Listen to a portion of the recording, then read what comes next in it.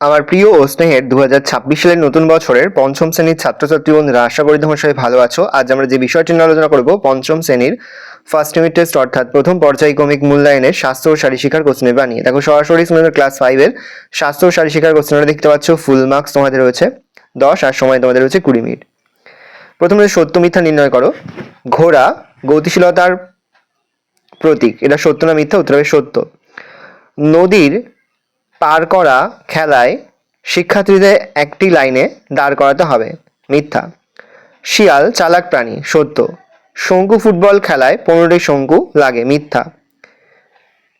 ক্রিকেটের দুটো উইকেটের দূরত্ব হলো 20.12 মিটার। তরণেতা খোঁজা বিনোদনমূলক খেলা। গুপ্তাসনে হাতের দুটো তালু হাঁটুর ওপর রাখতে হবে। ধৈর্য তুমি ধরবে যত, শান্তি আসবে তত। তারপর সঠিক উত্তরে রাখ দাও। চুলকানি, তারপরটা কাকা, তারপর হচ্ছে দুটি, তারপর হচ্ছে খারাপ। নেক্সট রয়েছে, দেখো উত্তরগুলো দেখে নাও। 4 দাগে রয়েছে নিচের প্রশ্নগুলো উত্তর দাও। প্রশ্নের মান 1 করে 1 × 4 = 4। উত্তরগুলো ভালো করে দেখে নাও।